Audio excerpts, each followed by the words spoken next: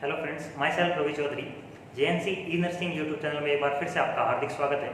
Video के अगली कड़ी में हम आज एक नया टॉपिक लेके आए जिसका नाम है इंट्राक्रेनियल प्रेशर, या हम जिसको शॉर्ट फॉर्म में कहते हैं आईसीपी। तो आज हम जानेंगे कि आईसीपी के बारे में कौन कौन से इंपॉर्टेंट एमसीक्यूज जो है एग्जाम में आते हैं और कौन कौन सी बातें जो है हमें याद रखनी होती है। तो बिना टाइम वेस्ट किए हम टॉपिक पे आते हैं। अगर हम बात करें, आज का हमारा टॉपिक है इंट्राक्रेनियल प्रेशर, आईसीपी। अगर बात करें कि इंट्राक्रेनियल प्रेशर क्या होता है, तो intra word related to in, अंदर, किसके अंदर, तो cranial word related to cranium. तो क्रेनियम के अंदर प्रेशर का मतलब, क्रेनियम के अंदर बनने वाला प्रेशर क्या कहलाता है, इंट्राक्रेनियल प्रेशर। क्रेनियम जब हम स्केलेटल सिस्टम पढ़ते हैं तो हम कहते हैं स्कल के दो पार्ट रहते हैं, एक क्रेनियम और दूसरा फेस। फेस के अंदर 14 बोन रहती है और क्रेनियम में 8 बोन रहती है। तो हमारा जो ब्रेन रहता है कौन सी कैविटी में रहता है, अगर बात करें तो क्रेनियल कैविटी में रहता है। और क्रेनियल कैविटी जो है कैसा स्ट्रक्चर है, बोनी स्ट्रक्चर है, जो किसको कवर करता है, ब्रेन को कवर करता है। तो हम यहाँ कह सकते हैं brain covered by a rigid bony structure. हमारा जो ब्रेन है वो कवर रहता है किससे, रिजिड का मतलब कठोर, हार्ड, बोनी स्ट्रक्चर से।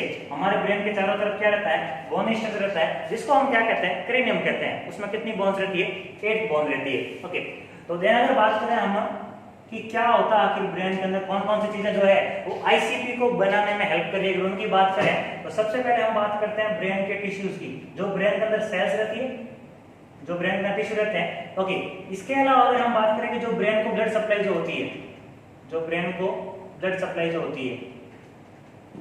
ओके, इसके अलावा अगर हम बात करें ब्लड सप्लाई, हम कह सकते हैं ब्रेन के अंदर एक फ्लूइड जो है वो प्रोड्यूस होता है, जिसको हम कहते हैं सेरिब्रो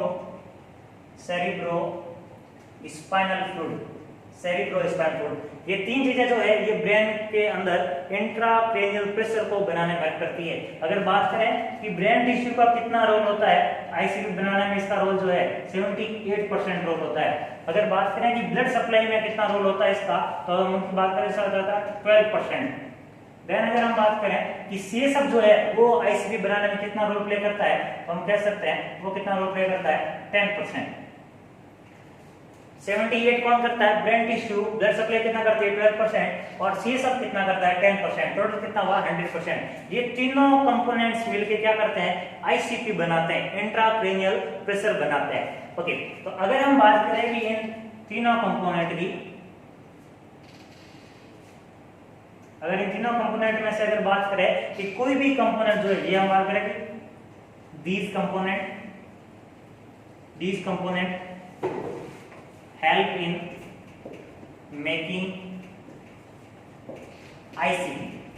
ये तीनों कंपोनेंट क्या बनाते हैं, आईसीपी, इंट्राक्रेनियल प्रेशर बनाते हैं। और अगर इन तीनों कंपोनेंट में से कोई भी एक कंपोनेंट जो है क्या हुआ, अगर इंक्रीज हुआ, चाहे वो ब्रेन टिश्यू इंक्रीज हुआ, कैसे इंक्रीज होगा, हम कह सकते हैं अगर ब्रेन के अंदर कोई ट्यूमर होगा तो सेल की साइज बढ़ेगी, सेल के नंबर बढ़ेंगे। तो ब्रेन टिश्यू, अगर ब्रेन टिश्यू की साइज बढ़ती है, उनके नंबर बढ़ते हैं, या फिर ब्लड सप्लाई ज्यादा होती है, या फिर हम कह सकते हैं हेमरेज हुआ, एक्स्ट्रा ब्लड अगर ब्रेन में इकट्ठा हुआ, या हम कह सकते हैं CSF की बात, सेरिब्रोस्पाइनल फ्लूइड, इसका लेवल नॉर्मल से अधिक हो गया, एक्स्ट्रा प्रोडक्शन हुआ, या कोई ऑब्स्ट्रक्शंस की वजह से हमारे ब्रेन में रुका। इट मींस क्या कि ये अगर तीनों चीज में से कोई भी एक कंपोनेंट अगर बढ़ता है, अगर इंक्रीज होता है, तो हमारे ब्रेन का जो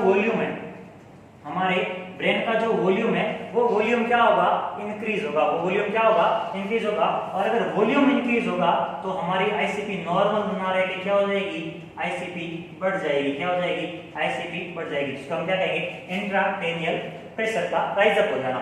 इंट्राक्रेनियल प्रेशर क्या कर रहा है एक्चुअली देखें तो, ये ब्रेन के अंदर एक ऐसा प्रेशर है जो सारे ऑर्गन को अपनी अपनी लोकेशंस पे बनाए रखने में हेल्प करता है। अगर सपोज हम बात करें, हम ब्रेन में सबसे पहले फोरब्रेन पढ़ते हैं, देन फिर हम बात करते हैं मिड ब्रेन की, फिर हिंड ब्रेन की।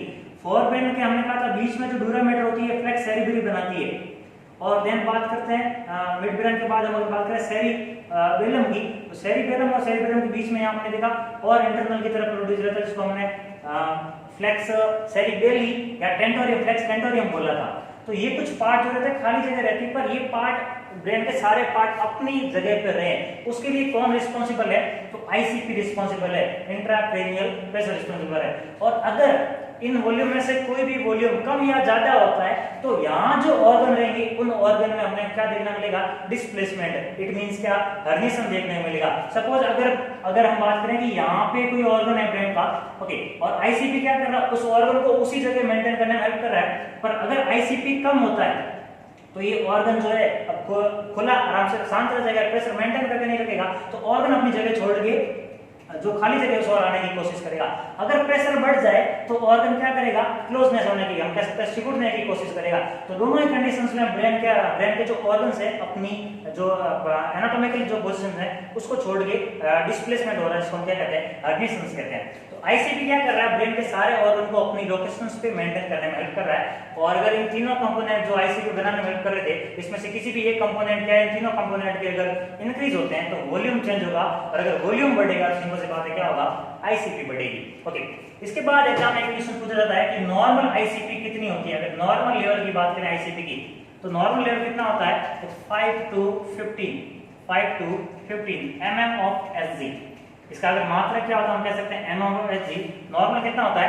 5 to 15 होता है।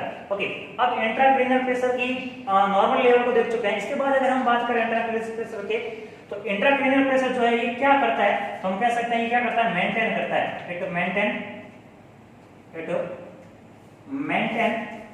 सीपीपी। सीपीपी का मतलब होता है, ये किसको मेंटेन करता है? सीपीपी को, मींस सेरिब्रल परफ्यूजन प्रेशर को मेंटेन करने का काम करता है। कौन करता है? आईसीपी। कौन करता है? आईसीपी किसको मेंटेन करता है? सेरिब्रल परफ्यूजन प्रेशर को। और सेरिब्रल परफ्यूजन प्रेशर क्या होता है इसके बारे में हम बात करते हैं। क्या होता है सेरिब्रल परफ्यूजन प्रेशर? तो हमारे जो ब्रेन जो है एक वाइटल ऑर्गन है, और ब्रेन के टिश्यूज की बात करें या सेल्स की बात करें, इन सब सेल्स को किसकी जरूरत पड़ती है? ब्लड की। और ब्लड के माध्यम से इनको क्या चाहिए होता है? तो इनको हम कह सकते हैं न्यूट्रिएंट चाहिए, इनको ऑक्सीजन चाहिए। इसके अलावा ब्लड जो है वेस्ट प्रोडक्ट और कार्बन डाइऑक्साइड जो वो भी अदर जो वेस्ट प्रोडक्ट बने उनको वापस बाहर लेके जाने का काम करता है। तो इनको जो ब्लड सप्लाई जो होती है, हम कह सकते हैं ब्रेन की सेल्स को या ब्रेन के टिश्यूज को, उनको क्या कहते हैं? परफ्यूजन। क्या कहते हैं? परफ्यूजन। तो अगर बात करें कि सेरिब्रम को जो ब्लड सप्लाई होती है, cerebral perfusion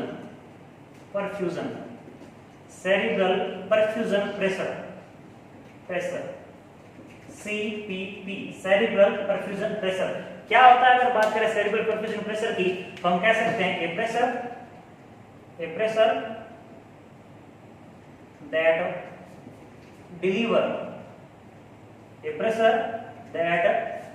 that deliver blood, या हम कह सकते हैं O2 या nutrient. A pressure that deliver blood, या हम कह सकते हैं O2 एंड न्यूट्रिएंट कहां डिलीवर करता है? तो इनटू सेरिब्रल टिश्यू। एक ऐसा प्रेशर जो हमारे सेरिब्रल के जो टिश्यू रहते हैं, जो सेरिब्रम के जो टिश्यूज रहते हैं, जो सेरिब्रम के जो टिश्यूज रहते हैं, उन टिश्यूज को जो ब्लड सप्लाई करवाए, एक ऐसा प्रेशर जो टिश्यूज को ब्लड सप्लाई कराए, उसको क्या कहेंगे? Cerebral perfusion pressure. और अगर हम बात करें सेरिब्रल परफ्यूजन प्रेशर की कि कितना होता है परफ्यूजन या क्या होता है, इसकी एक और डेफिनेशन कह सकते हैं। क्या कह सकते हैं? कि डिफरेंस बिटवीन क्या कह सकते हैं? Difference between mean arterial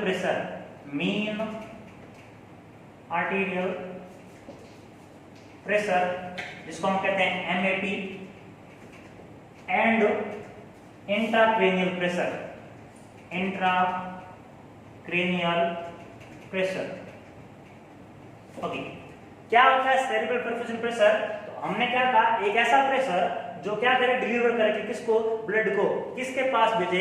cerebral tissue के पास भेजे। एक डेफिनेशन तो ये थी। या हम कह सकते हैं ऐसा प्रेशर जो क्या है? डिफरेंस किसके बीच का है? तो मीन आर्टेरियल प्रेशर और इंट्राक्रैनियल प्रेशर के बीच का जो डिफरेंस है उसको हमने क्या नाम दिया? Cerebral perfusion pressure. ओके, तो अगर हम बात करें कि क्या होता है आखिर ये मीन आर्टेरियल प्रेशर, और या क्या होता है इंट्राक्रैनियल प्रेशर, जो है किस प्रकार से ये सेरिब्रल परफ्यूजन प्रेशर बनाता है। तो अगर बात करें कि सेरिब्रल परफ्यूजन प्रेशर में जो है वो नॉर्मल कितना होता है, अगर हम बात करें कि नॉर्मल सेरिब्रल परफ्यूजन प्रेशर कितना होता है, अगर नॉर्मल लेवल की बात करें नॉर्मल लेवल की बात करें तो हमने यहाँ क्या देखा, डिफरेंस देखा। किसके बीच में डिफरेंस देखा कि सेरिब्रल परफ्यूजन प्रेशर क्या है कि mean arterial pressure and intracranial pressure के बीच का डिफरेंस। ओके, ये बीच का डिफरेंस क्या होता है, तो हम कह सकते हैं सपोज अगर फॉर्मूले की बात करें, अगर हम बात करें फॉर्मूले की, तो फॉर्मूला क्या रहता है इसका, तो हम कह सकते हैं mean arterial pressure MAP minus intracranial pressure, जिसको हम क्या कहते हैं आईसीपी। ये फॉर्मूला किसका रहता है, सेरिब्रल परफ्यूजन प्रेशर का। इंपॉर्टेंट एमसीक्यूज है, सेरिब्रल परफ्यूजन प्रेशर का फॉर्मूला क्या है, तो एमएपी मतलब mean arterial pressure minus intracranial pressure. Okay, अगर बात करें यहाँ पे कि मीन आर्टेरियल प्रेशर क्या होता है, यानी एक वर्ड है mean arterial pressure. Intracranial pressure के बारे में आपको बता चुका हूं। मीन आर्टेरियल प्रेशर क्या होता है, तो हम कह सकते हैं ए pressure in artery, a pressure in artery in one cardiac cycle, in one cardiac cycle। Cardiac cycle में अगर बात करें कि एक कार्डियक साइकिल में जो आर्टरी के अंदर जो प्रेशर रहता है उस प्रेशर को क्या बोला, मीन आर्टीरियल प्रेशर बोला। क्या बोला, मीन आर्टीरियल प्रेशर। ओके, यहाँ हम कह सकते हैं जो सिस्टोलिक और डायस्टोलिक के बीच में हम कह सकते हैं इसके प्रेशर क्रिएट होता है, जिसको हम क्या कहते हैं, मीन आर्टीरियल प्रेशर कहते हैं। ओके, मीन आर्टीरियल प्रेशर किसका है, आर्टरी का प्रेशर है। किसका प्रेशर है, आर्टरी के अंदर जो प्रेशर रहता है उसको क्या बोला, मीन आर्टीरियल प्रेशर बोला। और मीन आर्टीरियल प्रेशर निकालने का एक फॉर्मूला है, ये क्या है, एक फॉर्मूला है। और उस फॉर्मूले की अगर हम बात करें तो हम कह सकते हैं कि जब हम ब्लड प्रेशर पढ़ते हैं, जब हम ब्लड प्रेशर पढ़ते हैं तो ब्लड प्रेशर अंदर हम जो है दो चीजें देखते हैं, एक देखते हैं सिस्टोलिक ब्लड प्रेशर और एक देखते हैं हम diastolic blood pressure. Systolic blood pressure हमने कहा कि जो स्टार्टिंग पे जो हम कह सकते हैं कि ब्लड हार्ट का जो कॉन्ट्रैक्शन हुआ और लेफ्ट वेंट्रिकल जो फ्लो के साथ जो ब्लड निकला उसको क्या बोला, सिस्टोलिक ब्लड प्रेशर। कितना होता है, 120 mm/Hg। और हमने कहा फिर अगर हार्ट रिलैक्स हो गया, वॉल्व क्लोज हो गए, जो नॉर्मली जो आर्टरीज के अंदर जो ब्लड पड़ा रहता है उसका जो प्रेशर है वो प्रेशर क्या कहलाता है, डायस्टोलिक ब्लड प्रेशर। वो कितना होता है, 80। तो अगर इसमें से अगर बात करें कि मीन आर्टरी ब्लड प्रेशर कैसे निकालेंगे, आर्टरी के अंदर का प्रेशर, तो यहाँ फॉर्मूला क्या है, तो हम कह सकते हैं 2 × diastolic 2 × diastolic plus 1 systolic upon 3। Mean artery pressure कैसे निकाला, सबसे पहले हमने क्या कहा, कौन सा प्रेशर, जो आर्टरी के अंदर प्रेशर होता है, फॉर्मूला क्या दिया कि 2 × डायस्टोलिक प्लस 1 सिस्टोलिक अपॉन 3। तो 2 डायस्टोलिक कितना होगा, यहाँ पे हम डायस्टोलिक कितना का 80, तो 80 को अगर 2 से मल्टीप्लाई करेंगे तो कितना हो जाएगा। देन अगर बात करें सिस्टोलिक कितना होता है 120, इसको अपन कितने से करना है, 3 से। ओके, तो अगर हम बात करें तो हम कह सकते हैं कि नॉर्मली हमने कहा था 80 को मल्टीप्लाई करें 2 से तो कितना होगा 160 प्लस अगर बात करें 120 अपॉन 3, तो टोटल कितना होगा 280। और 280 में अगर हम 3 का भाग दें तो क्या आएगा, मीन आर्टरी प्रेशर आएगा। कितना आएगा अगर बात करें, हम कह सकते हैं 93.33। भाग देके देख सकते हो कितना आएगा, 93.33। तो अगर कहे कि नॉर्मल जो मीन आर्टरी प्रेशर है ये नॉर्मल कितना होता है, मीन आर्टरी प्रेशर जो है ये नॉर्मल कितना होता है, तो नॉर्मल कितना होता है 93.33। पहला एमसीक्यूज, मीन आर्टरी प्रेशर कितना होता है 93.33। दूसरी बात कि मीन आर्टरी प्रेशर होता क्या है, तो आर्टरी के अंदर का प्रेशर को क्या बोला, मीन आर्टेरियल प्रेशर। तीसरी बात कि मीन आर्टरी प्रेशर निकालने का फॉर्मूला क्या है, तो 2 डायस्टोलिक प्लस 1 सिस्टोलिक अपॉन 3 कितना आता है 93.33। ये तो क्या था, मीन आर्टेरियल प्रेशर। ओके, तो हमें क्या मिल चुका है, हमें मिल चुका है मीन आर्टरी प्रेशर कितना है 93.33। आईसीपी अपन ऑलरेडी देख चुके हैं कि नॉर्मली आईसीपी कितना होता है नॉर्मल लेवल, तो हमने कहा था 5 से 15 mm/Hg। तो एवरेज अगर बात करें आईसीपी कितना होता है, तो एवरेज जो हम देखते हैं कि 10 कितना होता है एवरेज आईसीपी 10। ओके, और अगर बात करें कि 93.33 से अगर 10 माइनस करें तो हम नॉर्मली कितना आता है, नॉर्मली कितना आता है 83.33। और 83.33 क्या है, तो हम कह सकते हैं नॉर्मल लेवल। किसका नॉर्मल लेवल, किसका normal level, cerebral perfusion pressure का नॉर्मल लेवल कितना है, तो 83.33। जैसे निकला फॉर्मूला क्या था, तो मीन आर्टेरियल प्रेशर में से क्या निकाल दिया, इंट्राक्रैनियल प्रेशर। ओके, तो अगर बात करें इन दोनों प्रेशर की, सपोज ये ब्रेन है, सपोज ये ब्रेन है और ब्रेन के अंदर खूब सारे टिश्यूज है, ब्रेन के अंदर खूब सारे टिश्यूज है, सीएसएफ है, इसके अलावा हमने क्या कहा ब्लड सप्लाई है। ओके, तो ये क्या क्रिएट कर रहे थे, ब्रेन के अंदर कौन सा प्रेशर क्रिएट कर रहे थे, इंट्राक्रेनियल प्रेशर क्रिएट कर रहे थे। ओके, और अब क्या हुआ कि एक आर्टरी जो किसको ब्लड देने आई, ब्रेन के सेरिब्रल टिश्यू को ब्लड देने आई, सेरिब्रल टिश्यू को जो है ब्लड देने आई। ओके, जब ये ब्लड देने आई तो इसके अंदर जो प्रेशर था उसको हमने क्या बोला, मीन आर्टीरियल प्रेशर। क्या बोला, mean arterial pressure. Okay, artery के अंदर कौन सा प्रेशर है, मीन आर्टीरियल प्रेशर, और बाहर कौन सा प्रेशर है, जिसको हमने बोला इंट्राक्रेनियल प्रेशर, आईसीपी बोला। अब आईसीपी क्या कर रहा है, आईसीपी किसको फोर्स दे रहा है, आईसीपी ब्रेन के अंदर फोर्स जो है ये फोर्स लगा रहा है किसकी ओर, आर्टरी के ऊपर, और आर्टरी के अंदर एक और प्रेशर है जिसको हमने क्या बोला, मीन आर्टीरियल प्रेशर। ओके, तो जनरली अगर हम बात करें कि ये सब इसको ब्लड सप्लाई देने आया, अब इन आईसीपी के जोर लगाते हुए भी अगर मीन आर्टीरियल प्रेशर ने अपने प्रेशर के साथ क्या किया, इसको ब्लड दे दिया, किसको, यहाँ पे जो सेरिब्रल टिश्यू उनको ब्लड दे दिया।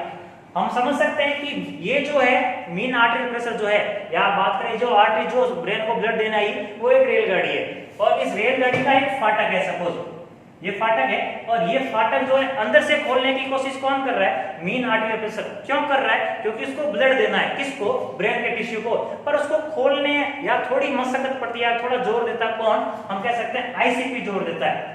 तो जोर देने के बाद भी अगर दरवाजा खुल के और क्या आ गया, ब्लड आ गया किसके पास, सेरिब्रम के टिश्यू के पास, इट मींस सेरिब्रम ने क्या किया, एक प्रेशर के साथ, एक प्रेशर साथ क्या कर दिया, सेरिब्रल टिश्यू को जो है हम कह सकते हैं सेरिब्रल टिश्यू को क्या डिलीवर कर दिया, ऑक्सीजन और न्यूट्रिएंट डिलीवर कर दिया, उसको हमने क्या बोला, सेरिब्रल परफ्यूजन प्रेशर।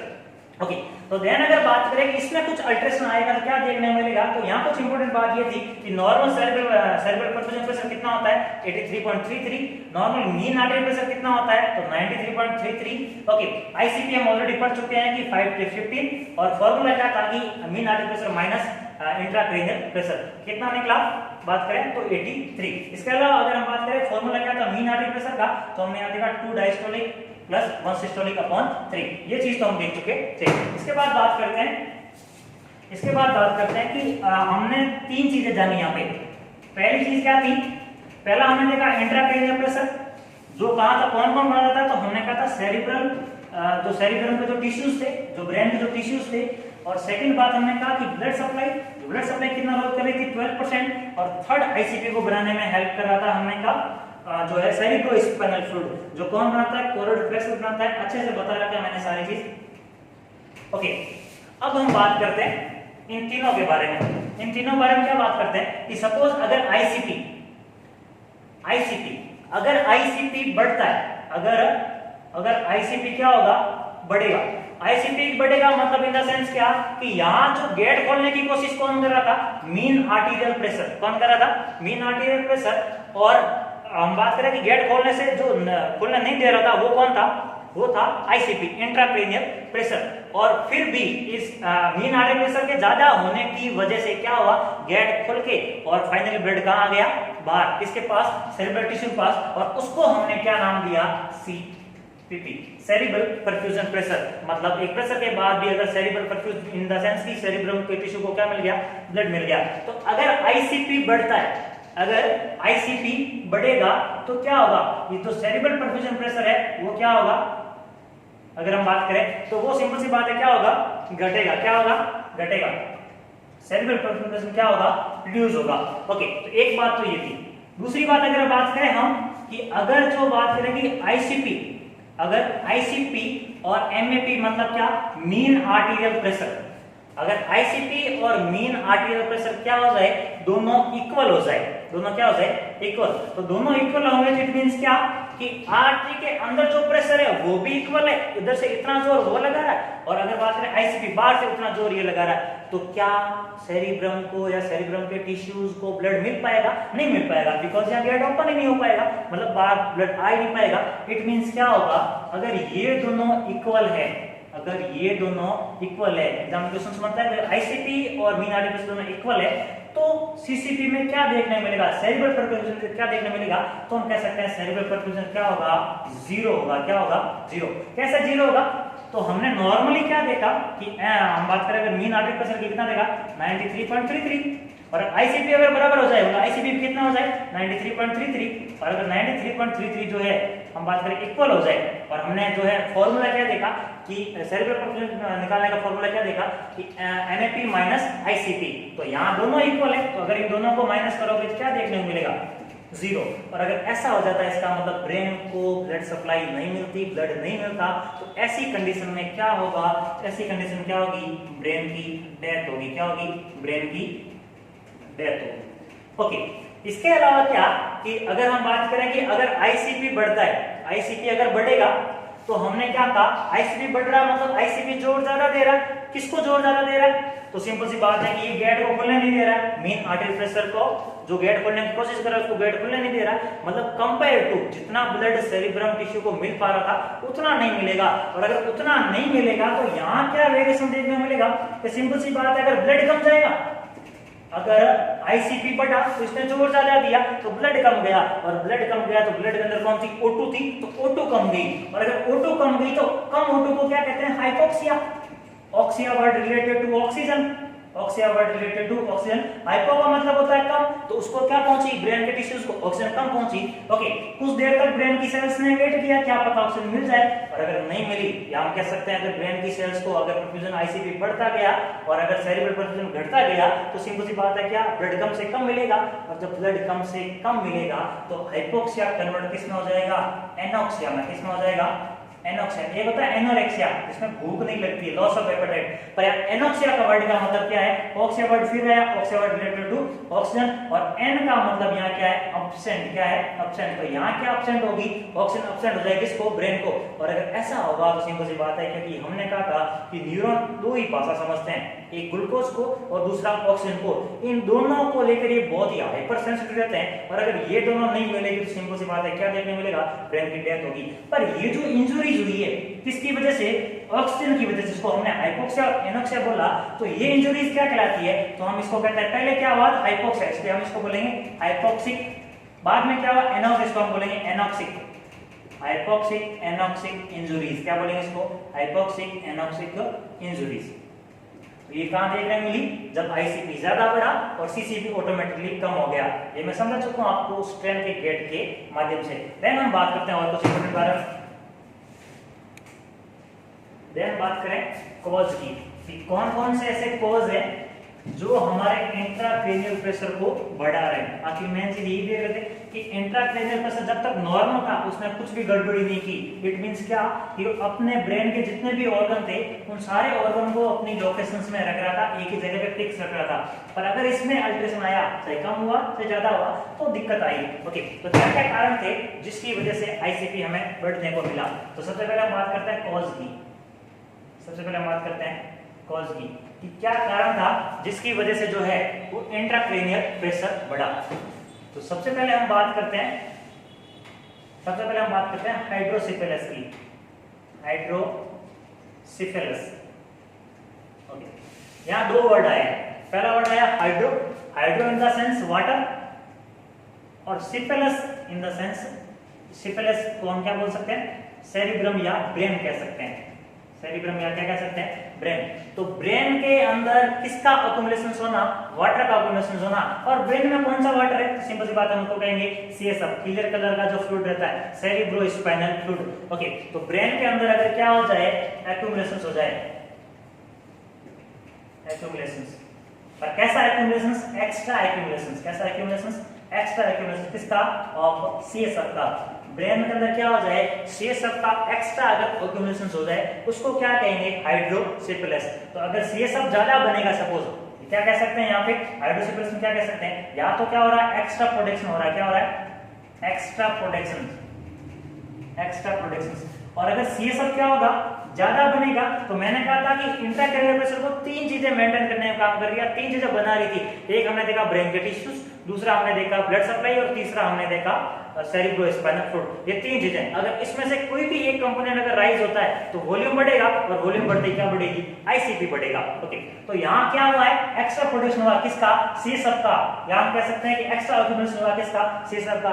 किसमें, ब्रेन में। बीमारी को क्या नाम दिया, हाइड्रोसिफेलस। ओके, एक कारण और हो सकता है, एक कारण और क्या कि जनरली जो ये सब जो होता है ब्रेन और स्पाइनल कॉर्ड के चारों तरफ रोटेट होता रहता है, या हम कह सकते हैं कि यहाँ बनता रहता है ब्रेन में और एब्जॉर्ब हो जाता है अराक्नोइड विलेय के द्वारा, हम कह सकते हैं कि ब्लड सर्कुलेशन वापस मिल जाता है। पर अगर क्या हो कि या तो एब्जॉर्ब नहीं होके और या फिर फ्लो नीचे ना जाके यहाँ क्या हो जाए, ब्लॉकेज हो जाए, और ब्लॉकेज की वजह से, किसकी वजह से, ब्लॉकेज की वजह से ये सब कहाँ इकट्ठा होना शुरू हो जाए, ब्रेन में। तो ब्रेन के अंदर अगर ये सब ज्यादा इकट्ठा होगा मींस वॉल्यूम बढ़ेगा, और अगर वॉल्यूम बढ़ेगा तो इसको हम क्या कहेंगे, हाइड्रोसेफेलस। ब्लॉकेज कह सकते हैं, या हम कह सकते हैं ऑब्स्ट्रक्शंस, क्या कह सकते हैं इसको, ऑब्स्ट्रक्शंस।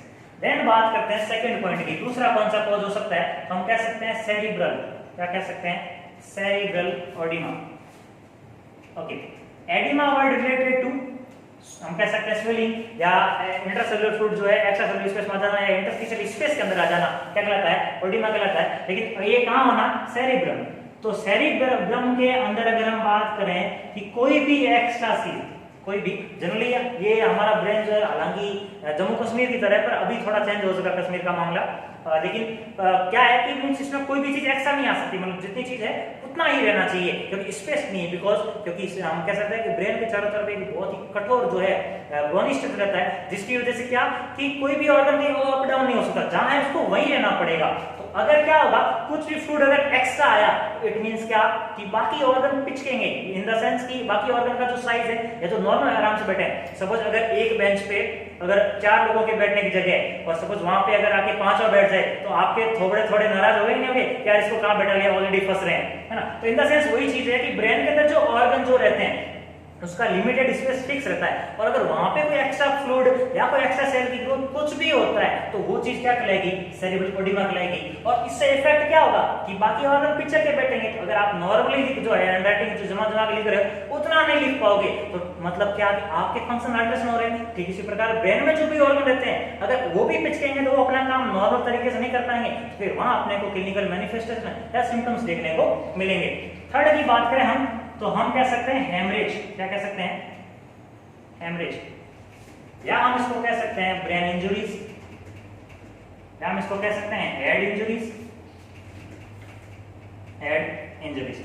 ओके, हेमरेज में क्या होगा, हेमरेज इन द सेंस की rupture, blood vessels, haem word आया, haem related to blood. Okay, तो क्या हुआ यहाँ पे, ब्लड वेसल्स अगर रप्चर होगी ब्रेन के अंदर कहीं भी, तो ब्लड वेसल रप्चर होगी तो ब्लड बाहर आएगा, बाहर कहाँ आएगा, सेल के बीच का स्पेस, और सेल के बीच का स्पेस क्या कहलाता है, इंटरस्टिशियल स्पेस। और अगर वहां पे आएगा तो सिंपल सी बात है वहां पे भी वॉल्यूम इंक्रीज होगा, और जब वॉल्यूम इंक्रीज होगा तो सिंपल सी बात है क्या होगा, आईसीपी और बढ़ेगा। या कोई ब्रेन की इंजरीज हुई है, तो इंजरीज हुई है तो भी क्या होगा, ब्लड वेसल रप्चर होगी, और रप्चर होने की वजह से क्या होगा, ब्लीडिंग होगी।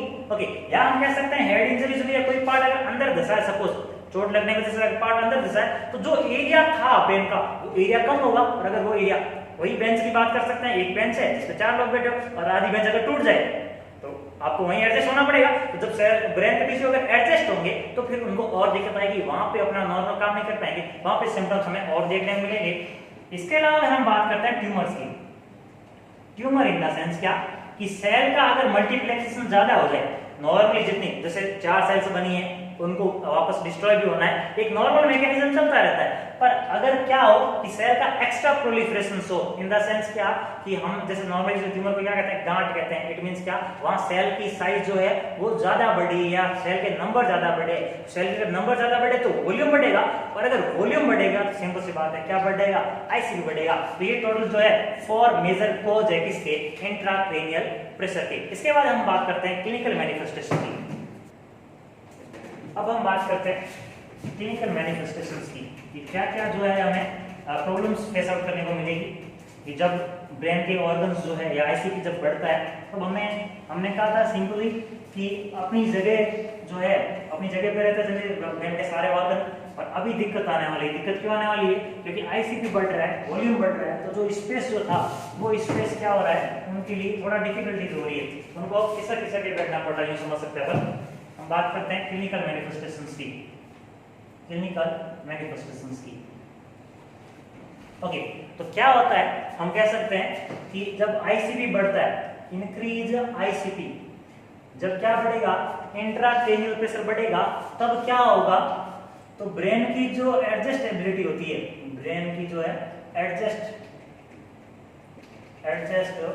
एबिलिटी, ब्रेन में एडजस्ट करने की जो एबिलिटी होती है, जो ऑर्गन्स हो रहे हैं एक एडजस्ट करने की जो एबिलिटी है, वो एबिलिटी क्या रीच कर लेती है, रीच लिमिट, अपने क्या क्रॉस कर देती है, वो एक लिमिट को पार कर देती है। कहता भाई इससे ज्यादा ऑप्शन नहीं हो पाएगा, ठीक है। जनरली सपोज हमने बेंच की बात की थी, 4 वाली बेंच पे 5वां बंदा आके बैठा, आपने आधा घंटा एडजस्ट किया, 1 घंटा एडजस्ट किया, लेकिन अगर क्लास जो है 6 घंटे होने वाली है तो आप फटाक से खड़े बोल दो सर नहीं इसको कहीं और बैठाओ। तो सिंपल चीज है वही भी यहाँ एक ब्रेन क्या कर चुका है, एक लिमिट को जो है एडजस्ट करने की लिमिट जो पार कर चुका है। अब हमें क्या देखने को मिलेंगे, सिम्टम्स देखने को मिलेंगे।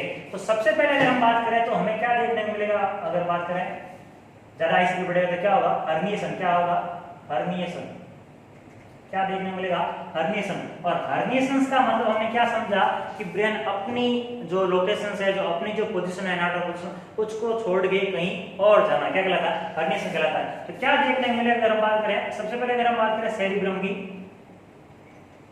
सेरिब्रम की, और सेरिब्रम के अंदर हमने देखा था कि 2 हेमिस्फीयर रहते हैं, एक राइट और एक लेफ्ट। देन अगर हम बात करें इसके बाद जो है मिड ब्रेन जो आता है, नॉर्मली हम कह सकते हैं मिड ब्रेन, और मिड ब्रेन के बाद हमने कहा था एंड ब्रेन, क्या देखते हैं, and brain. Okay, and brain में आगे वाला पोर्शन जो है हम जिसको बोलते हैं पोन्स, और पीछे वाले पोर्शन को क्या बोलते हैं, सेरिबेलम। ओके, देन नीचे कौन रहता है, हम कह सकते हैं मेडुला ऑब्लांगेटा, कौन रहता है, मेडुला ऑब्लांगेटा। ओके, अब यहाँ बीच में तो वेंट्रिकल्स तो रहते ही, जनरली यहाँ बीच में तो हमने कहा था वेंट्रिकल्स तो रहते ही है। ओके, अब बात क्या समझनी है कि अगर आईसीपी बढ़ रहा है, मतलब अंदर प्रेशर बढ़ रहा है, तो यहाँ के जो ऑर्गन होंगे वो एडजस्ट होने की कोशिश, अब एडजस्ट होने की कोशिश, लिमिट खत्म हो रही है, तो मतलब वो किसकी और खिसकेंगे, जहाँ पे फ्री स्पेस होगा। ओके, अपने पोजीशन जो है वो ड्रॉप करेंगे। तो हमने कहा था कि जहाँ दोनों सेरिब्रम के हेमिस्फीयर जहाँ पे जुड़ते हैं उसको हम कहते हैं कॉर्पस कैलोसम, क्या कहते हैं, कॉर्पस कैलोसम। और ये बीच का जो खड्डा जो है इसको हम कहते हैं फ्लेक्स सेरिब्री, क्या कहते हैं, फ्लेक्स सेरिब्री। फ्लेक्स सेरिब्री का इन द सेंस क्या, दोनों सेरिब्रम के बीच का खड्डा फ्लेक्स सेरिब्री।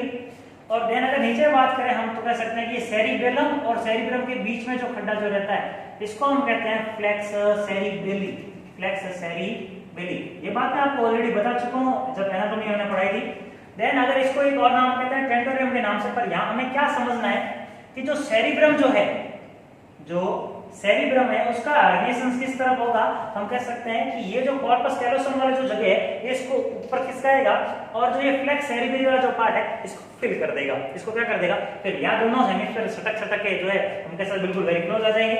देन अगर बात करें सेरिब्रम के बाद हम बात करते हैं मिड ब्रेन की, तो मिड ब्रेन किसकी ओर भागेगा, हम कह सकते हैं जो फ्लेक्स सेरिब्री इसकी तरफ, और दूसरा नीचे जो हम कह सकते हैं कौन है, सेरिबेलम, इसके अंदर धंसने की कोशिश करेगा कौन, मिड ब्रेन, मिड ब्रेन। और मिड ब्रेन की अगर बाद हम बात करते हैं किसकी, सेरिबेलम की, सेरिबेलम की। और अगर सेरिबेलम की बात करें तो सेरिबेलम क्या करेगा, नीचे की तरफ आएगा। और हमने कहा था कि मेडुला ऑब्लांगेटा के बाद क्या है, फोरामिना मैग्नम, वहां से क्या स्टार्टिंग हो रही थी, स्पाइनल कॉर्ड की। तो ये सेरिबेलम किस तरफ प्रोड्यूस होगा, किस तरफ एक्सटेंड होगा, हम कह सकते हैं towards the foramina magnum, foramina magnum. Okay, then बात करते हैं मेडुला ऑब्लांगेटा की, सबसे लास्ट स्ट्रक्चर किसका, ब्रेन का। और अगर बात हम करें कि मेडुला ऑब्लांगेटा के क्या हाल हो जाते हैं, तो मेडुला ऑब्लांगेटा जो है, मेडुला ऑब्लांगेटा जो है ये क्या होगा, प्रोड्यूस हो जाएगा, क्या हो जाएगा, क्योंकि ये नीचे खिसके हैं बेचारा, ये कहां जाएगा, तो ये बाहर निकल जाएगा। किससे बाहर निकलेगा, तो इससे क्या हो जाएगा, हम कह सकते हैं ये क्या हो जाएगा, ये प्रोड्यूस हो जाएगा। लेकिन प्रोड्यूस किस तरफ होगा, तो हम कह सकते हैं टूवर्ड्स, या कह सकते हैं बाहर की तरफ जाएगा, टूवर्ड्स या बाहर निकल जाएगा। किससे बाहर निकल जाएगा, तो फोरामिना मैग्नम से, किससे, फोरामिना मैग्नम से। कौन बाहर निकल जाएगा, मेडुला ऑब्लांगेटा जो बाहर निकल जाएगा। और मेडुला ऑब्लांगेटा का फोरामिना मैग्नम से बाहर की तरफ प्रोड्यूस होना क्या कहलाता है, तो ये बात इंपॉर्टेंट है, क्या कहलाता है, कोनिंग कहलाता है। क्या कहता है, कोनिंग। अगर आपसे पूछे कि कोनिंग क्या होती है, बात करें तो कोनिंग क्या होती है, तो कोनिंग क्या कि मेडुला ऑब्लांगेटा जो है, मेडुला ऑब्लांगेटा का फोरामिना मैग्नम से क्या आ जाना, बाहर प्रोड्यूस हो जाना, बाहर लटक जाना, क्या कहलाता है, कोनिंग कहलाता है। ओके, तो सारे ऑर्गन का क्या हो रहा था, हर्निएशन हो रहा था। मतलब हर्निएशन हो रहा था इस मींस क्या है कि सारे ऑर्गन अपने अपने एंटरनल पोजीशन से जो है कह सकते हैं कि दूर जा रहे थे या अपनी पोजीशन छोड़ रहे थे। तो सारे ऑर्गन्स में क्या देखने को मिलेगा, हमें अल्ट्रेशंस देखने को मिलेगा। और इस अल्ट्रेशन की वजह से क्या पैदा होने वाला है, हम कह सकते हैं अल्टर्ड कॉन्शियस लेवल, क्योंकि जब ब्रेन अपनी नॉर्मल पोजीशन में रहता है तो ब्रेन कॉन्शियस रहता है, और अभी सारे अपने रास्ते भटक चुके हैं तो सिंपल सी बात है किसको क्या काम करना है, वहां सारी अबनॉर्मलिटीज देखने को मिलेगी। तो कहां देखने मिलती है ये बात हम करते हैं, पर हम अर्ली साइंस के अंदर बच्चों के अंदर जो है वोमिटिंग की बात करेंगे। तो वोमिटिंग क्यों होगी, हम कह सकते हैं कि आईसीपी जब बढ़ेगा तो हमने कहा कि जो मेडुला ऑब्लांगेटा जो है वो नीचे की तरफ प्रोड्यूस होगा, और जब मेडुला ऑब्लांगेटा नीचे की तरफ जब प्रोड्यूस होगा तो हम कह सकते हैं कि मेडुला ऑब्लांगेटा वोमिटिंग को कंट्रोल करता है, और इसीलिए क्या मिलेगा हमें कि बच्चों के अंदर वोमिटिंग देखने मिलेगी। इसके अलावा बात करें, अगर ब्रेन जो रहता है जनरली अडल्ट के अंदर मैच्योर रहता है और चाइल्ड के अंदर जो है इमेच्योर है, तो ये रीजन भी हो सकता है वहां पे इमेच्योर होने के कारण सीधा रिफ्लेक्ट किसको करता है, वोमिटिंग को, उनकी बात करते हैं हम। तो अगर हम बात करें क्लिनिकल मैनिफेस्टेशंस में, तो सबसे पहले बात करते हैं कि अर्ली इंडिकेशंस कौन सा है, कि सबसे पहले हमें कब पता चलेगा कि हमारा जो आईसीपी है वो क्या हो रहा है, इंक्रीज हो रहा है, हमारा आईसीपी जो है वो इंक्रीज हो रहा है। इसका अर्ली इंडिकेशंस क्या है, अगर हम बात करें कि अर्ली इंडिकेशंस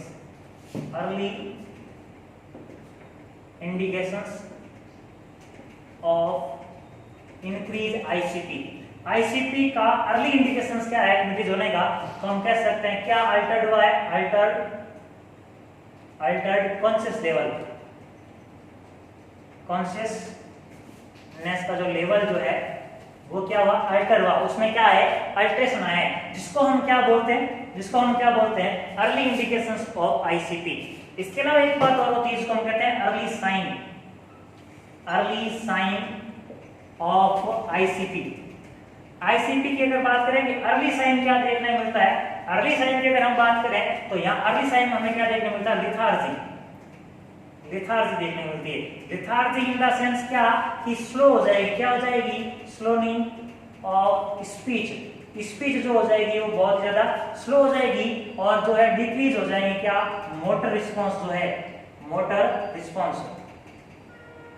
रिस्पॉन्स क्या होने वाले हैं, डिक्रीज हो जाएंगे, और आवाज क्या हो जाएगी, स्लो आवाज आएगी, और ऐसा लगेगा बंदा थकान सी लिथार्जी फील होगी, और लिथार्जी को हमने क्या बोला, अर्ली इंडिकेशंस, या हम कह सकते हैं अर्ली साइन ऑफ आईसीपी। और अर्ली इंडिकेशंस क्या होता है अगर आईसीपी का, तो उसको कहते हैं अल्टर्ड कॉन्शियस लेवल, कॉन्शियसनेस का जो लेवल होता है उसको अल्टर रहता है। ओके, पर यहाँ ये सारी चीजें किसमें हो रही है, अडल्ट में हो रही है, किसमें हो रही है, अडल्ट में। यहाँ थोड़ा कंफ्यूजन रहता है, अगर एग्जाम में अगर पूछे कि अर्ली इंडिकेशंस या अर्ली साइंस, जनरली क्वेश्चंस बनता है अर्ली साइन पे कि अर्ली साइन ऑफ आईसीपी, तो वहां पे अगर ऑप्शंस में लिथार्जी दे रखा तो लिथार्जी राइट होगा, और अगर लिथार्जी नहीं है, अगर अल्टर्ड कॉन्शियस लेवल दे रखा तो वो राइट होगा। पर अगर ऑप्शंस में दोनों ही आ जाए तो फिर किसको प्रायोरिटी देंगे, तो हम कहते हैं किसको प्रायोरिटी देंगे, अल्टर्ड कॉन्शियस लेवल को प्रायोरिटी देंगे, किसको देंगे, अल्टर्ड कॉन्शियस लेवल को, लिथार्जी को प्रायोरिटी नहीं देंगे, अल्टर्ड कॉन्शियस लेवल को, अगर दोनों ही आ जाए तो। ये तो बात है किसकी, अर्ली इंडिकेशंस किसमें थे, अडल्ट के अंदर जो अर्ली साइंस देखने को मिलते थे, अर्ली साइन किसका, इंट्राक्रेनियल प्रेशर का, आईसीपी राइज अप का। अगर वही बात करें हम चाइल्ड के अंदर हमें क्या देखने मिलेगा, तो चाइल्ड में हमें क्या देखने मिलेगा, हम कहते हैं वोमिटिंग, क्या मिलेगा, वोमिटिंग। चाइल्ड में क्या देखने, अर्ली साइंस क्या है चाइल्ड में, ये भी इंपॉर्टेंट है, चाइल्ड के अंदर अगर आईसीपी बढ़ रहा है इसका हमने साइंस क्या, अर्ली साइन तो वोमिटिंग है।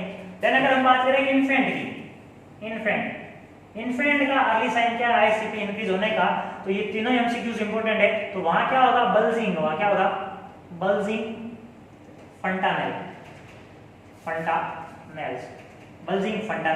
फंटानेल क्या होता है, तो हमने कहा क्रेनियम बोन जो दो या दो से अधिक कपाली अस्थियों के बीच का रिक्त स्थान या खाली स्पेस, हम कहते हैं टू और मोर देन टू बोन्स के बीच में जब जुड़ती है तो बीच में जो खाली स्पेस जो रहता है ड्यू टू हम कह सकते हैं ऑसिफिकेशंस नहीं हो पाया, उसके कारण उसको हम क्या बोलते हैं, फंटानेल बोलते हैं। तो इट मींस क्या कि छोटे बच्चों का जो ये रिजिड वॉल जो रहती है क्रेनियम, इस क्रेनियम जो है इसमें से बीच में जो है ऑसिफिकेशन कंप्लीट नहीं होता है। तो अगर आईसीपी बढ़ा तो अंदर वाला ब्रेन जो है ऊपर की तरफ खिसकने की कोशिश करेगा। जो हमने कहा कि जब आईसीपी बढ़ेगा तो ऑर्गन जो है वो खिसकने की कोशिश करेंगे। तो हम कह सकते हैं कि आईसीपी जैसे बढ़ा तो ब्रेन के अंदर का जो स्ट्रक्चर था, तो जहां पे सब जगह फील हो रही थी, जहां पे हार्ड सरफेस नहीं थी, कॉर्नर सरफेस, वहां से क्या निकलने की कोशिश कर रहा है, बाहर निकलने की कोशिश कर रहा है, उभरने की कोशिश कर रहा है, और उसी को हम क्या कहते हैं, बल्जिंग फंटानेल। अगर बल्जिंग फंटानेल देखने को मिल रहा है किसमें, इन्फेंट के अंदर, तो क्या होगा, इसका मतलब आईसीपी जो है इंक्रीज हो रहा है। वहीं अगर बात करें कि फंटानेल जो श्रिंकन है या जो डीप जा रहा है, इट मींस क्या होगा, उसको मालन्यूट्रिशन हो रखा है या डिहाइड्रेशन को इंडिकेट करता है अगर डीप जा रहा है। तो तीन एमसीक्यूज बनते हैं कि अडल्ट के अंदर अर्ली साइन क्या है, तो हम कह सकते हैं अल्टर्ड कॉन्शियस लेवल या लेथार्जी। अगर दोनों में से एक पूछे अगर अलग अलग ऑप्शन दे रखे हैं तो कोई एक राइट होगा, और अगर दोनों साथ दे रखे हैं तो क्या राइट आंसर होगा, अल्टर्ड कॉन्शियस लेवल। चाइल्ड में क्या देखने मिला, वोमिटिंग, इन्फेंट में क्या देखने मिलता है, बल्जिंग ऑफ फंटानेल्स। इसके बाद और कुछ इंपॉर्टेंट बात करते हैं हम। देन बात करें तो क्या देखने को मिलेगा, इसके अलावा अगर हम बात करें क्लिनिकल मैनिफेस्टेशन में, तो यहाँ टेम्परेचर बढ़ेगा, क्या बढ़ेगा, आईसीपी बढ़ेगी, क्या बढ़ेगा, टेम्परेचर बढ़ेगा। और जैसे ही टेम्परेचर बढ़ेगा तो वहाँ टेम्परेचर बढ़ती क्या होती है, मेटाबॉलिक नीड बढ़ती है। और टेम्परेचर के साथ हमने कहा था ऑक्सीजन का जो कंजप्शन जो होता है वो भी बढ़ता है। वो क्यों बढ़ा, क्योंकि मेटाबॉलिज्म ज्यादा हो रहा है। तो मेटाबॉलिज्म ज्यादा हो रहा है इन द सेंस क्या कि मेटाबॉलिक नीड बढ़ेगी। तो सबसे पहले हम बात करते हैं क्या बढ़ेगा, टेम्परेचर राइज अप होगा, कौन इंक्रीज होगा, इंक्रीज होगा टेम्परेचर। और जैसे ही टेम्परेचर इंक्रीज होगा क्या देखने मिलेगा, यहाँ जो मेटाबॉलिक एक्टिविटी जो है, मेटाबॉलिक एक्टिविटीज, मेटाबॉलिज्म बढ़ेगा और मेटाबॉलिक एक्टिविटी क्या होगी, इंक्रीज होगी। और जो मेटाबॉलिक एक्टिविटी इंक्रीज होगी क्या होगा, जो O2 का जो कंजप्शन जो है O2 का वो भी क्या होगा, इंक्रीज होगा। ओके, इसके अलावा बात करें हमें क्या देखने मिलेगा यहाँ, रेस्टलेसनेस, रेस्टलेसनेस, बंदा जो आराम जो कर सकता है वो आराम नहीं होगा। यहाँ पे आराम क्यों नहीं होगा, क्योंकि सारे ऑर्गन अपनी जगह छोड़ चुके हैं। रेस्टलेसनेस के बाद अगर हम बात करें तो हम यहाँ कह सकते हैं बंदा क्या होगा, हम बात कर सकते हैं बंदा क्या होगा, कंफ्यूजन होगा। क्या होगा, बंदे में क्या पैदा होगा, कंफ्यूजन। कंफ्यूजन द सेंस होगी अगर काम नहीं कर रहे तो नॉर्मली जो थिंकिंग पावर है वो थिंकिंग पावर नहीं रहेगी, तो कंफ्यूजन देखने को मिलेगा। और कंफ्यूजन की अगर बात हम बात करें तो हम यहाँ कह सकते हैं क्या बनने वाला, ड्राउजीनेस, ड्राउजीनेस देखने मिलेगा, क्या मिलेगा, ड्राउजीनेस। ओके, ड्राउजीनेस क्या होती है, ऐसी स्टेट, हम कह सकते हैं स्टेट बिटवीन, कैसा बंदा कैसी स्टेट में रहना, कैसा कि हम यहाँ कह सकते हैं ना तो स्लीप और यहाँ कह सकते हैं हम अवेक, जागना। ओके, बंदा कैसा है, ना नींद में है और ना ही फुल्ली कॉन्शियस है, बीच की जो स्टेट जो रहती है, ना नींद आई है बंदे को, नहीं बंदा जग रहा है, वो स्टेज क्या कहलाती है, ड्राउजीनेस स्टेज कहलाती है। क्या कहलाती है, ड्राउजीनेस। ओके, इसके बाद हमें क्या देखने मिल सकता है, स्टूपर देखने मिल सकता है, स्टूपर। और स्टूपर की बात क्या होती है अगर हम कहें तो हम कह सकते हैं स्टूपर का मतलब क्या होगा, बंदा म्यूट होगा, mute plus motionless, mute plus motionless. Okay, मतलब बंदा क्या है, म्यूट है, चुपचाप खड़ा है, सारा है, और म्यूट मोशनलेस क्या है, कोई भी काम नहीं कर रहा है। और ऐसे बंदे को अगर हम बात करें, अगर वो बंदे को अगर आवाज देंगे तो आवाज कैसे देनी पड़ेगी, लाउड।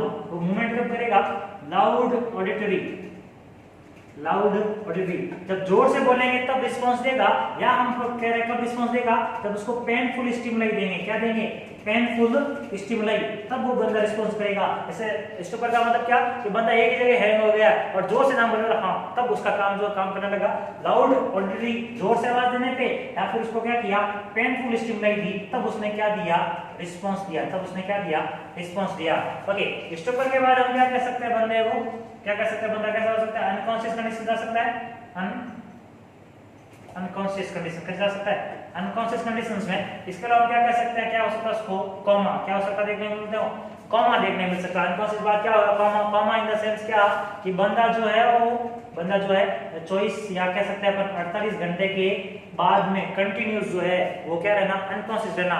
इट मींस क्या कि बंदा जो है डिसओरिएंटेड है, बंदे को ना टाइम का पता है, ना पेरेंट्स का पता है और ना ही पर्संस का पता है। इसकी बात मैं अच्छे से बता चुका हूँ लास्ट के लेक्चर्स में। ओके, तो देन अगर बात करें कोमा मतलब क्या, कोमा एक वीक का हो सकता है, एक मंथ का हो सकता है, साल का हो सकता है। कोमा इन द सेंस क्या कि वो बंदा जिसको ना खुद के बारे में पता हो, ना टाइम के बारे में पता हो और ना ही कहाँ है वो उस पैलेस के बारे में पता हो, वो क्या होगा, कोमा। ओके, कोमा के बाद अगर हम बात करें और क्या देखने मिलेगा, हमें देखने मिलेगा अबनॉर्मल, क्या देखने मिलेगा, अबनॉर्मल मोटर मूवमेंट। क्या देखने मिलेगा, abnormal motor movement. Abnormal motor movement in the sense क्या कि ब्रेन के ऑर्गन सही ढंग से काम नहीं कर रहे हैं, और जब काम नहीं कर रहे हैं तो क्या देखने मिलेगा कि मोटर रिस्पांस जो आ रहा है वो सही ढंग से नहीं होंगे। ओके, तो मोटर सही ढंग से नहीं आ रहा है, इट मींस उस साइन को क्या कहेंगे हम, उस साइन को कहेंगे पोस्चर साइन। क्या कहेंगे, तो पोस्टर साइन हमें कौन से देखने मिलता है, अगर उनकी बात करें पोस्टर साइन की, तो पोस्टर साइन हमें क्या देखने मिलेगा।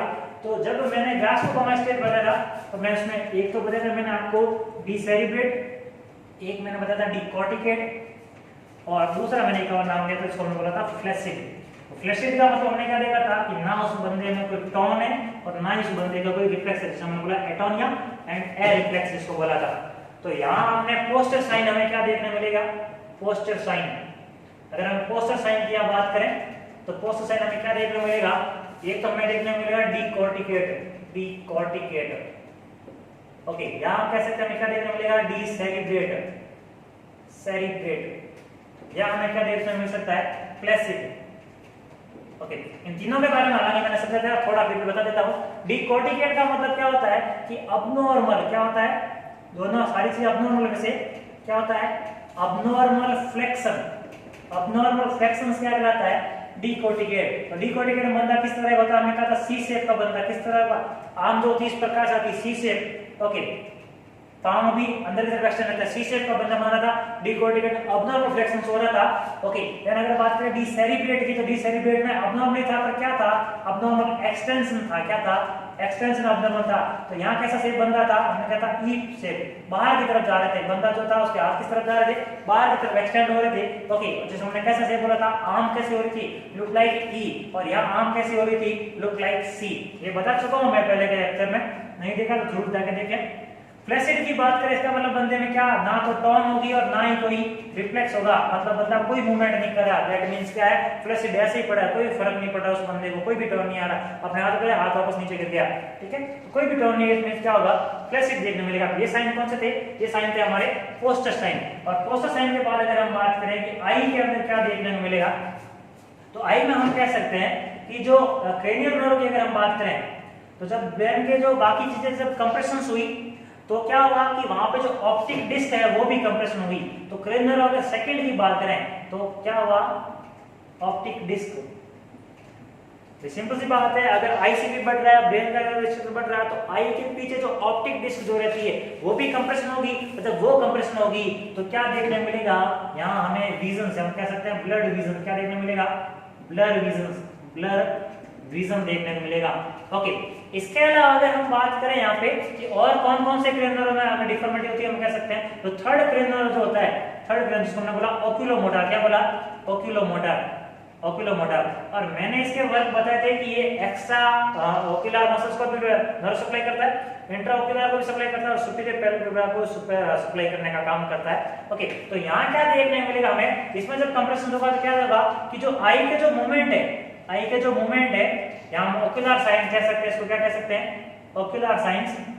ओके, तो ओक्यूलर साइन में क्या देखने मिलेगा, एक तो ब्लड वेसल देखने को मिलेगा, ऑप्टिक नर्व जो है कंप्रेशन की वजह से।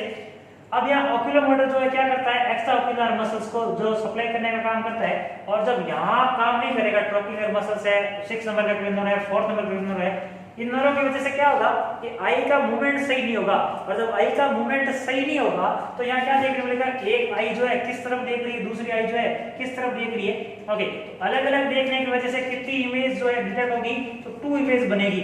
और जब 2 इमेज बनेगी तो 2 इमेज किसके पास जाएगी, हम कह सकते हैं ब्रेन के पास जाएगी। और जब ब्रेन के पास 2 इमेज जाएगी तो 2 इमेज वहां पे डिटेक्ट होगी, और 2 इमेज को हम क्या कहेंगे, डबल विजन, क्या कहेंगे, डबल विजन फील होगा वहां पे।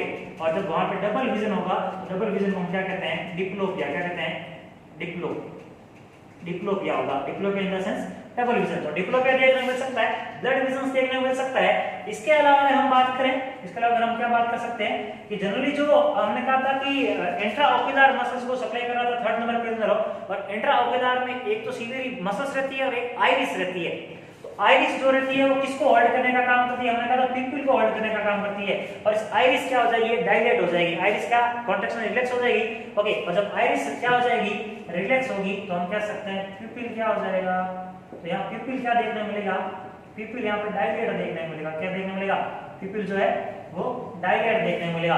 पिंपल का डायलेशन और डायलेट होकर हम कह सकते हैं क्या, पिंपल जो है फिक्स हो गया, क्योंकि और फर्दर कोई रिस्पांस नहीं आ रहा है, क्योंकि सारे ऑर्गन जो है सही ढंग से काम नहीं कर रहे हैं, इसीलिए। ओके, तो आई के बाद अगर हम बात करें डिप्लोपिया, इसके अलावा अगर और बात करें फर्दर, तो हमने क्या देखने मिला, डिप्लोपिया देखने मिला, हम कह सकते हैं पिंपल जो कैसे देखने मिली, हमने कहा डायलेट और फिक्स देखने मिली। इसके अलावा हमें क्या देखने मिलेगा, ब्लर विजन देखने मिला। इसके अलावा अगर और बात करें हम,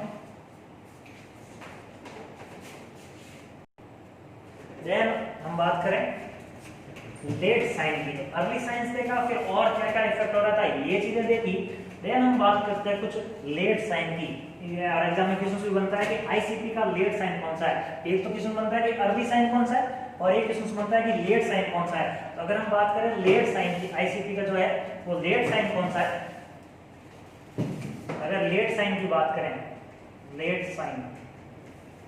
साइन ऑफ आईसीपी, तो डायरेक्ट साइन ऑफ आईसीपी अगर बात करते हैं, यहाँ में एक वर्ड देखने को मिलता है, उसको हम कहते हैं कुशिंग ट्राइड। क्या कहते हैं उसको? Cushing triad. और कुशिंग ट्राइड वर्ड का मतलब क्या होता है? Triad word related to 3। इसका मतलब हमें कितने सिम्टम्स देखने को मिलेंगे? 3 सिम्टम देखने को मिलेंगे। और कुशिंग ट्राइड में वो 3 सिम्टम कौन कौन से, उनके बारे में हम बात करते हैं। सबसे पहले हम बात करें उसमें क्या देखने को मिलेगा? हमें हाइपरटेंशन देखने को मिलेगी। हाइपरटेंशन, क्योंकि क्या बढ़ गया है? क्या बढ़ा है? हमने कहा सेरिब्रल परफ्यूजन प्रेशर जो है वो क्या हो गया? वो क्या हो गया? डिक्रीज हुआ है। ओके, आईसीपी इंक्रीज हुआ है, जिसकी वजह से क्या देखने मिला? हाइपरटेंशन। और हाइपरटेंशन में भी क्या देखने मिला? तो हम कह सकते हैं इंक्रीज क्या हो गया? Systolic blood pressure. क्या इंक्रीज होगा? सिस्टोलिक ब्लड प्रेशर जो है इंक्रीज देखने को मिलेगा।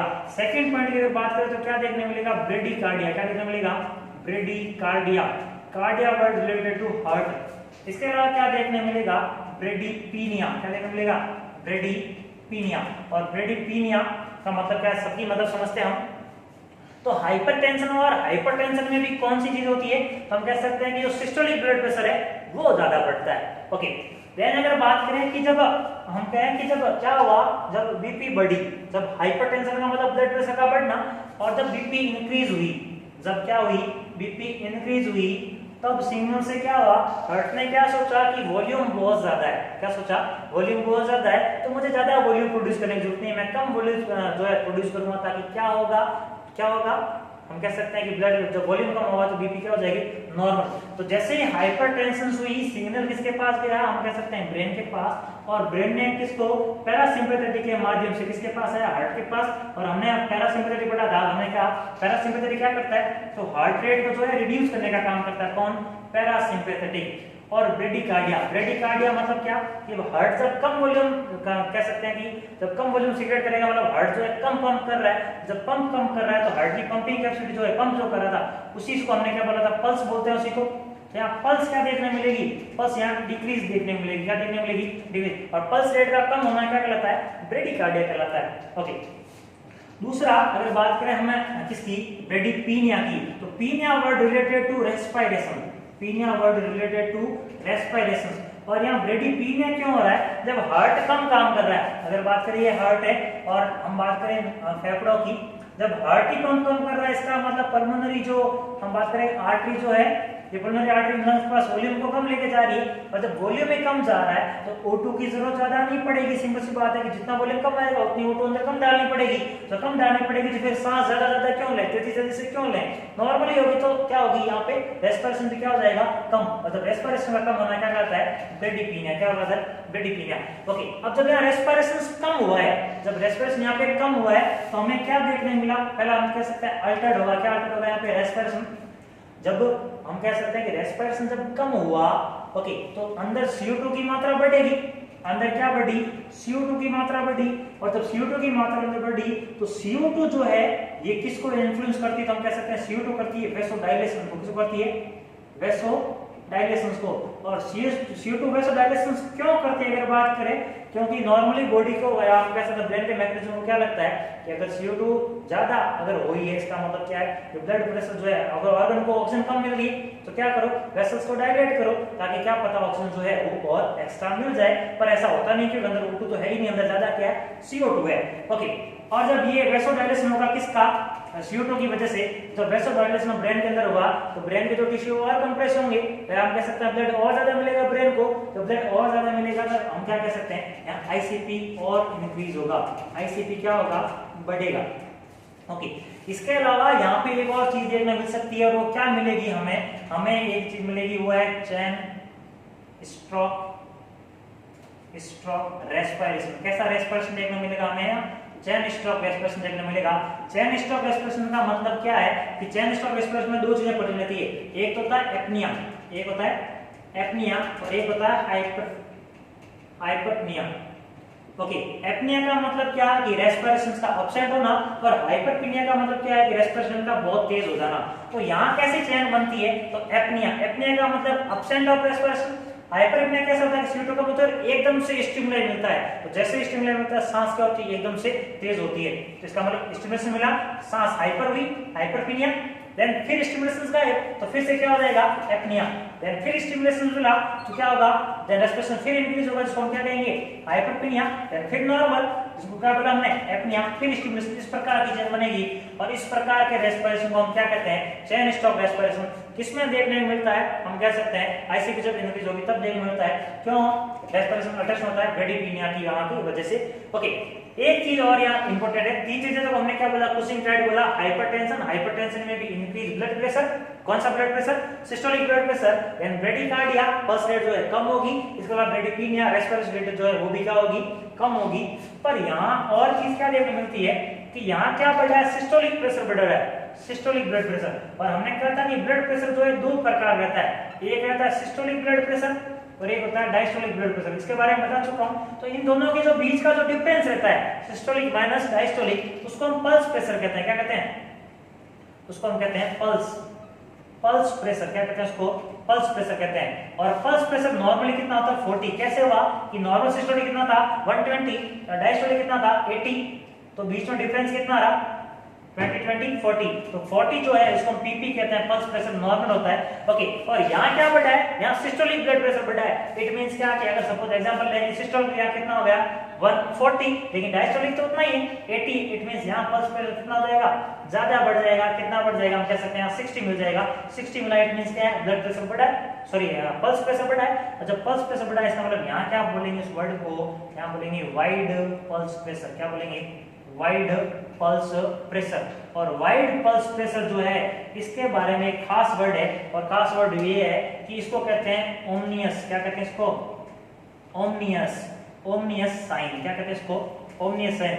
आईसीपी का अगर क्वेश्चन पूछे कि ओमनियस साइन कौन सा होता है, तो वाइड पल्स प्रेशर किसके कारण हुआ, कुशिंग टाइड की वजह से। कुशिंग टाइड में क्या हुआ, हाइपरटेंशन हुआ, सिस्टोलिक बीपी बढ़ी, डायस्टोलिक नहीं बढ़ी, पल्स प्रेशर का डिफरेंस आया, जिसको हमने बोला वाइड पल्स प्रेशर। कैसा साइन है, ओमनियस साइन है। अब आप सोच रहे होंगे ओमनियस साइन क्या होता है, तो ओमनियस साइन का मतलब होता है अशुभ। क्या होता है, अशुभ संकेत। क्या कहते हैं इसको, अशुभ संकेत। इन द सेंस क्या कि अब आप डेथ की कगार पे हो, ये संकेत अच्छा नहीं है। वाइड पल्स प्रेशर का मिलना अच्छी बात नहीं है। इसका मतलब क्या है, आईसीपी को अर्ली ट्रीट करना होगा। ओमनियस साइन किसे कहते हैं, तो वाइड पल्स प्रेशर को, वाइड पल्स प्रेशर को क्या कहते हैं हम, ओमनियस साइन कहते हैं। ये कुशिंग टाइड जो देखने को मिला, तो यहाँ कितनी चीज देखी, हाइपरटेंशन, ब्रेडिकार्डिया और ब्रेडिपिनिया। ये तीनों जो साइन है ये किसके अपोजिट है, शॉक के अपोजिट है। शॉक का मतलब क्या रहता है, तो फेलियर ऑफ सर्कुलेटरी सिस्टम, मतलब हमारे बॉडी के अंदर ब्लड जो सप्लाई है उसकी कमी हो जाना, वॉल्यूम की कमी होने की वजह से पर्टिकुलर ऑर्गन को उतना ब्लड नहीं मिल पाता है, उसको क्या कहते हैं, शॉक कहते हैं। और शॉक में सारे उल्टे मिलते हैं, मतलब क्या कि शॉक में वॉल्यूम कम हुआ, और वॉल्यूम कम होगा तो क्या होगा, हाइपोटेंशन, यहाँ उल्टा होगा हाइपोटेंशन। और अगर बात करें कि शॉक के अंदर जो है हाइपोटेंशन, अगर वॉल्यूम कम है तो हार्ट क्या सोचेगा, हार्ट क्या सोचेगा, सिंपैथेटिक स्टिमुलेशन आएगी, क्या कहेगी कि वॉल्यूम कम है, इसका मतलब हार्ट को क्या करो, फटाफट बीटिंग कराओ, फटाफट पंप करो, ताकि फटाफट ब्लड की जो सप्लाई है वो मेंटेन हो सके। इसका मतलब क्या कि हार्ट रेट बढ़ेगी, जब हार्ट रेट बढ़ेगी तो क्या बढ़ेंगे, टैकीपीनिया। दूसरा यहाँ क्या होगा, जब हार्ट रेट बढ़ेगी मतलब फटाफट ब्लड जब लंग्स के पास आएगा तो हम सांस भी फटाफट लेंगे, क्योंकि ऑक्सीजन सप्लाई अंदर करनी नहीं करनी पूरी, इसलिए क्या होगा, हम फटाफट रेस्पिरेशन लेंगे, तो क्या होगा यहाँ पे टैकीपीनिया। ये तीनों साइन अपोजिट देखने मिलते हैं, किसको, शॉक के अंदर देखने मिलते हैं। देन हम कुछ इंपॉर्टेंट बात और करते हैं कि अगर आईसीपी इतने लेवल पे बढ़ जाएगा तो लास्ट स्टेज क्या होगी, हम कह सकते हैं क्या होगा, डेथ देखने मिलेगी। क्या देखने मिलेगी, डेथ। मैनेजमेंट क्या होगा उसके बारे में बात करते हैं। देन बात करें तो ये सारे जो लेट साइन देखे थे, और फर्दर अपन अगर लेट साइन में बात करें तो दो चीजें हमें और देखने मिल सकती है। डायग्नोसिस से पहले हम दो बातों को और पढ़ेंगे। तो वो बातें क्या है, अगर बात करें कि ब्रेन के अंदर आईसीपी बढ़ा, सारी सेलों का मामला जो है वो गड़बड़ हुआ, हम कह सकते हैं इलेक्ट्रिकल जो चेंजेस है वो भी क्या देखने मिलेंगे, अबनॉर्मल देखने मिलेंगे। और इलेक्ट्रिकल चेंजेस जैसे हमें यहाँ क्या देखने मिलेगा, सीजर देखने मिलेगा। क्या देखने मिलेगा, scissor. abnormal electrical activities of brain known as seizure। seizure का मतलब क्या होगा, abnormal electrical activities होगी। क्या होगी, abnormal electrical activity। ओके, और इलेक्ट्रिकल एक्टिविटी होगी तो मसल्स क्या करेगी, ज्यादा काम करेगी, और मसल्स जब ज्यादा काम करेगी तो क्या होगा, सिंपल सी बात है कि मेटाबॉलिक नीड जो है यहाँ और बढ़ेगी, मेटाबॉलिज्म क्या होगा, और बढ़ेगा। ओके, तो अगर यहाँ मेटाबॉलिज्म और बढ़ेगा तो हम क्या कह सकते हैं कि यहाँ मसल्स और ज्यादा वर्क करने का काम करेगी। तो सीजर कैसा है, लेट साइन है। सीजर कैसा साइन है, लेट साइन है। देन अगर बात करें फर्दर तो वेट साइन में एक और चीज देखने मिलती है, वो है बेबिंस्की साइन। बेबिंस्की क्या कहते हैं इसको? बेबिंस्की। बेबिंस्की अगर साइन की बात करें कि बेबिंस्की साइन क्या होता है, तो जनरली 2 साल से पहले जो है बेबिंस्की साइन क्या आता है, नॉर्मल रहता है, पर 2 साल उसको बेबिंस्की रिफ्लेक्स कहते हैं, नॉर्मल जो रहता है उसको। लेकिन बेबिंस्की साइन का मतलब क्या, साइन का मतलब क्या, कि आफ्टर 2 ईयर अगर बात करें, आफ्टर 2 ईयर जब हम क्या देते हैं, प्लांटर रिफ्लेक्स देते हैं, हम कह सकते हैं प्लांटर स्टिमुलेशन देते हैं। जब हम क्या देते हैं, planter stimulation, in the sense क्या कि ये बच्चे का पैर है, ये बच्चे का पैर है, और जब यहाँ प्लांटर स्टिमुलेशन देंगे तो नॉर्मली बच्चा क्या करता है, अगर बात करें नॉर्मली बच्चा क्या करता है, तो हम कह सकते हैं कि नॉर्मली बच्चे का जो ये अंगुलियां और जो हम कह सकते हैं कि जो टो जो है ये डाउनवर्ड की तरफ मूवमेंट करेगी। किस तरफ मूवमेंट करेगी? डाउनवर्ड तरफ। जिस तरफ मूवमेंट करेगी उस तरफ मूवमेंट करेगी। पर अगर ऐसा नहीं होके, और बेबिंस्की साइन में क्या होता है, नॉर्मली अगर बात करें कि बेबिंस्की साइन में अगर क्या होता है, तो जो ग्रेटेड जो टो है, अगर बात करें थंब की बात करें, तो थंब किसकी तरफ ब्लेड करता है, अपोजिट हम कह सकते हैं, ऊपर की तरफ ब्लेड करने का काम करता है, इस तरफ काम करता है, और ये जो अंगुलियां जो ऐसा लगता है फैन की तरह अंगुलियां इस तरह से हो जाती है। ऐसा किसमें देखने को मिलता है, प्लांटर के हम कह सकते हैं बेबिंस्की साइन में देखने मिलता है, और बेबिंस्की साइन प्रेजेंट रहता है किसमें, लेट साइन ऑफ आईसीपी। उसके बाद हम बात करते हैं डायग्नोसिस की, कि अगर आईसीपी को डायग्नोसिस करना है तो किसके द्वारा डायग्नोसिस करते हैं, तो बेस्ट डायग्नोसिस की अगर बात करें, हम इसमें 2 चीजें यूज करते हैं, हम कह सकते हैं सीटी स्कैन या एमआरआई, सीटी स्कैन या एमआरआई। अगर बात करें डायग्नोसिस की, आईसीपी को डायग्नोस कैसे करते हैं, तो बेस्ट मेथड कौन सा है, अगर हम बात करें तो हम कह सकते हैं कि सीटी स्कैन और एमआरआई जो दोनों है, ये कैसे मेथड है, बेस्ट मेथड, कैसे मेथड है, best method to diagnosis ICP, intracranial जो प्रेशर बढ़ा हुआ है उसको डायग्नोसिस करने के लिए बेस्ट मेथड कौन से हैं, वो कह सकते हैं सीटी स्कैन और एमआरआई।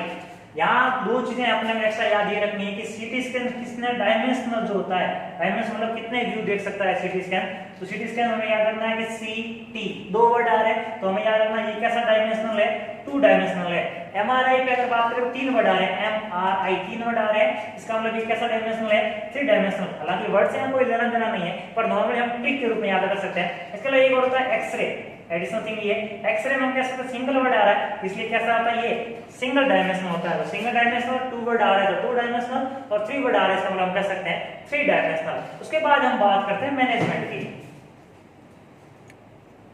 देन हम बात करते हैं मैनेजमेंट की। अगर आईसीपी बढ़ गया है तो आप मैनेज कैसे करोगे, सबसे पहले हम बात करते हैं मैनेजमेंट की। और मैनेजमेंट कितने प्रकार के होते हैं, हम कह सकते हैं मैनेजमेंट 2 प्रकार के होते हैं। मैनेजमेंट जो है वो 2 प्रकार के होते हैं। अगर बात करें मैनेजमेंट की, और मैनेजमेंट में भी कौन सा मैनेजमेंट, मेडिकल मैनेजमेंट, कैसा कह सकते हैं, मेडिकल मैनेजमेंट। और अगर हम बात करें मेडिकल मैनेजमेंट की, तो मेडिकल मैनेजमेंट में क्या, फार्माकोलॉजी, ड्रग कौन कौन से देंगे, तो हमने कहा था क्या इंक्रीज हो रहा है, टेम्परेचर इंक्रीज हो रहा है, तो हम क्या देंगे, एंटीपायरेटिक देंगे। एंटीपायरेटिक क्या करेगी, तो हम कह सकते हैं डिक्रीज करेगी किसको, फीवर को, इन द सेंस का डिक्रीज किसको करेगी, टेम्परेचर को। और क्या डिक्रीज करेगी, फीवर कम होगा, क्या होगा, डिक्रीज होती क्या होगी, मेटाबॉलिक, क्या डिक्रीज होगी, मेटाबॉलिक, जो मेटाबॉलिक जो नीड है वो भी क्या होगी, डिक्रीज होगी। मेटाबॉलिक नीड भी क्या होगी, देखिए एंटीपायरेटिक क्या करेगी, फीवर को कम करने का काम करेगी। इसके अलावा हम कह सकते हैं इसको क्या दे सकते हैं, एंटी सीजर ड्रग दे सकते हैं। कैसे ड्रग दे सकते हैं, एंटी सीजर ड्रग। और एंटी सीजर ड्रग क्या करेगी, सीजर हमने क्या कहा कि सीजर क्या करता है, अबनॉर्मल इलेक्ट्रिकल एक्टिविटी कराता है, और जिसकी वजह से पेशेंट को क्या होती है, शिवरिंग, हम कह सकते हैं सीजर वजह से क्या होता है, अबनॉर्मल इलेक्ट्रिकल एक्टिविटी होती है, जिसकी वजह से पर्सन जो है अबनॉर्मल मूवमेंट करता है। तो यहाँ क्या करेंगे, एंटी सीजर देंगे, किससे प्रिवेंट करने के लिए, किससे प्रिवेंट करने के लिए हम कह सकते हैं सीजर प्रिवेंट करने के लिए क्या देंगे, prevent from seizure, prevent from seizure. तो सीजर से प्रिवेंट करने के लिए क्या करेंगे, हम एंटी सीजर देंगे। उसके अलावा हम बात करें कि जनरली जो आईसीपी में हम क्या कर सकते हैं कि अबनॉर्मल मोटर मूवमेंट की वजह से जो शिवरिंग जो होती है, शिवरिंग मैकेनिज्म, तो यहाँ कैसा देंगे, मसल रिलैक्सेंट देंगे। कैसे देंगे, मसल रिलैक्सेंट। मसल रिलैक्सेंट मतलब क्या, वो मसल्स को रिलैक्स करेगी। जब मसल्स को रिलैक्स करेगी तो क्या नहीं होगी, शिवरिंग नहीं होगी। ये चीज किससे प्रिवेंट करती है, इसकी बात करें किससे प्रिवेंट करेगी, तो प्रिवेंट फ्रॉम शिवरिंग, किसे प्रिवेंट करेगी? ये सीवरिंग से प्रिवेंट करेगी। और जब सीवरिंग नहीं होगी तो सिंपल सी बात है क्या होगा, बॉडी जो है वो हीटअप कम होगा, हीट प्रोडक्शन ज्यादा नहीं होगा। ओके, एग्जांपल में क्या कर सकते हैं, क्लोरप्रोजामाइन। ओके, एग्जांपल में क्या कर सकते हैं, क्लोरप्रोजामाइन जो ड्रग है वो क्या करेगी, मसल रिडक्शन ड्रग है और क्या हेल्प करेगी, वो प्रिवेंट करेगी हमें सीविंग से। इसके बाद अगर फर्दर बात करें और कौन कौन से ड्रग है, फोर्थ ड्रग की अगर हम बात करें तो फोर्थ ड्रग जो है वो हम देंगे कॉर्टिकोस्टेरॉइड ड्रग। कॉर्टिकोस्टेरॉइड ड्रग क्या करती है, तो सबसे पहले क्या करती है, मेम्ब्रेन को स्टेबलाइज करने का काम करती है। जो मेम्ब्रेन लीकेज करने में हेल्प कर रही थी उसको क्या कर देगी, स्टेबलाइज कर देगी। इसके अलावा ये एंटी इंफ्लेमेटरी इफेक्ट दिखाती है, एंटी इंफ्लेमेटरी। कॉर्टिकोस्टेरॉइड ड्रग देंगे। और कॉर्टिकोस्टेरॉइड ड्रग क्या करेगी, सबसे पहले हम क्या करेगी, स्टेबलाइज सेल मेम्ब्रेन को क्या करेगी, ये स्टेबलाइज करने का काम करेगी। इसके अलावा और कैसा इफेक्ट दिखाएगी, एंटी इंफ्लेमेटरी। कैसे दिखाएगी, एंटी इंफ्लेमेटरी। कैसा रिस्पांस देगी, एंटी इंफ्लेमेटरी, इन्फ्लेमेशन को कम करने का काम करेगी। और इसके अलावा हम क्या कह सकते हैं, क्या करेगी, रिड्यूस करेगी। क्या करेगी, रिड्यूस। किसको रिड्यूस करेगी, रिड्यूस करेगी सेरिब्रल। किसको करेगी, सेरिब्रल एडिमा। सेरिब्रम का जो एडिमा था उसको क्या करती है, रिड्यूस करने का काम करती है। ओके, और अगर एग्जांपल में अगर बात करें हम कह सकते हैं डेक्सोना जो है कैसे है, कॉर्टिकोस्टेरॉइड है। कैसी है, कॉर्टिकोस्टेरॉइड क्या करेगी, सेल मेम्ब्रेन को स्टेबलाइज करेगी, लीकेज आउट से प्रिवेंट करने का काम करेगी।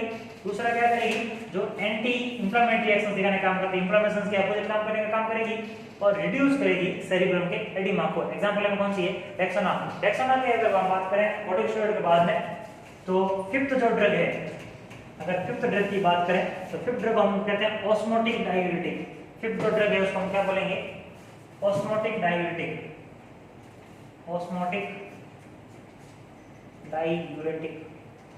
ओके, ऑस्मोटिक डाययूरेटिक ड्रग क्या करती है, ये क्या करती है, ये हम कह सकते हैं कि जो सीएसएफ जो है, या जो हम कह सकते हैं कि इंटरस्टिशियल स्पेस में जो है, इंटरस्टिशियल स्पेस के अंदर जो एक्स्ट्रा फ्लूइड है, उस एक्स्ट्रा फ्लूइड को क्या करेगी, ये एक्स्ट्रा फ्लूइड को किसमें डाल देगी, ब्लड सर्कुलेशंस में। किसमें डाल देगी, ब्लड सर्कुलेशंस में।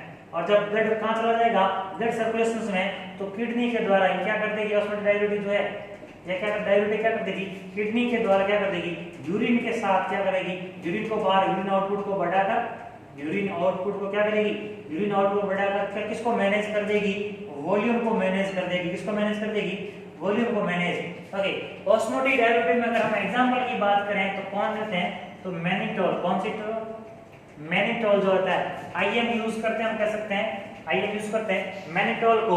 ओके, और मैनिटोल की अगर बात करें तो मैनिटोल कैसा है, ऑस्मोटिक डाययूरेटिक है। ये कैसा है, हाइपरटोनिक। कैसा है ये, हाइपरटोनिक सॉल्यूशन है। कैसा सॉल्यूशन है, हाइपरटोनिक सॉल्यूशन है। किस फॉर्म में मिलता है, आईएम फॉर्म मिलता है। अगर बात करें ऑस्मोसिस क्या होता है, ऑस्मोसिस की, तो ऑस्मोसिस क्या होता है, तो हम कह सकते हैं कि जो लो कंसंट्रेशन से, किससे, लो कंसंट्रेशन से, फ्लूइड को लो कंसंट्रेशन से कहां लेके जाता है, टू हाई कंसंट्रेशन से।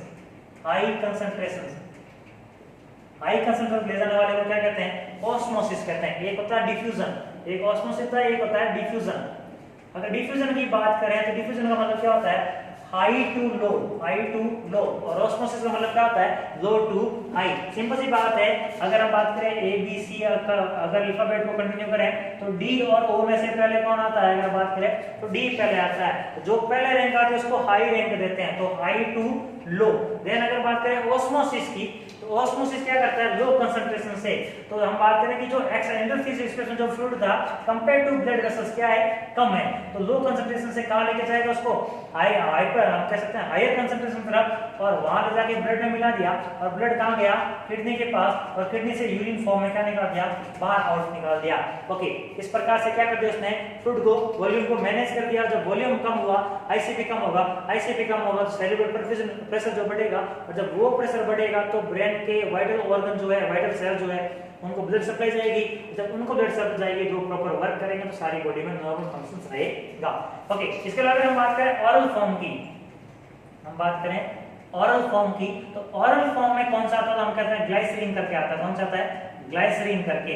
ओके, तो ग्लाइसरीन जो है ओरल फॉर्म में देते हैं ऑस्मोटिक डाययूरेटिक है। ओके, और मैनिट्रोल जो है आईएम फॉर्म में, इसको कह सकते हैं ऑस्मोटिक डाययूरेटिक में। क्या करता है ये, तो यूरिन आउटपुट को बढ़ाने का काम करता है। तो नर्सिंग रिस्पांसिबिलिटीज क्या बनती है, अगर पूछे कि यहाँ नर्सिंग रिस्पांसिबिलिटीज अगर क्या बनती है, तो हम कह सकते हैं नर्स का काम क्या होगा, चेक, क्या करना होगा इसको, नर्स को क्या करना पड़ेगा, चेक यूरिन आउटपुट, क्या चेक करना पड़ेगा, यूरिन आउटपुट को चेक करना होगा। ओके, और अगर यूरिन आउटपुट अगर इंक्रीज देखने को मिला है, इट मींस क्या है कि मैनिट्रोल जो है वर्क कर रहा है। और अगर यूरिन आउटपुट जो है इंक्रीज नहीं हुआ है, इट मींस जो है कि मैनिट्रोल जो है वर्क नहीं कर रहा है। तो नर्सिंग रिस्पांसिबिलिटी क्या है, ऑस्मोटिक डाययूरेटिक में क्या चेक करना होता है, यहाँ पे क्या चेक करना होगा, या यूरिन आउटपुट चेक करना होगा, क्योंकि मैनिट्रोल जो है यूरिन आउटपुट को बढ़ाने का काम करता है।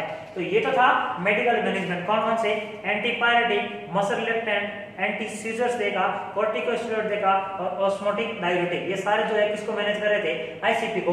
देन अगर बात करें सर्जिकल मैनेजमेंट की, किससे बात नहीं बने, अगर मेडिसिन से बात नहीं बने तो सर्जरी क्या करेंगे हम, अगर बात करें सर्जरी की, अगर हम बात करें तो सर्जरी में क्या देखने मिलेगा हमें, तो हम कह सकते हैं संट यूज करेंगे। क्या यूज करेंगे, संट यूज करेंगे। क्या यूज करेंगे, संट। सर्जिकल इंस्ट्रूमेंट की बात करें, संट क्या करेगा कि जो सीएसएफ जो एक्स्ट्रा एक्यूमुलेट हो रखा था ब्रेन में, जो आईसीपी को इंक्रीज कराने में हेल्प कर रहा था, उसको हम क्या करेंगे, वहां से ड्रेन आउट कर देंगे। क्या कर देंगे, वहां से ड्रेन आउट। सर्जिकल मैनेजमेंट की अगर हम बात करें तो क्या करना पड़ेगा, संट यूज करना पड़ेगा। और कैसा संट यूज करेंगे, हम कह सकते हैं वेंट्रिकुलो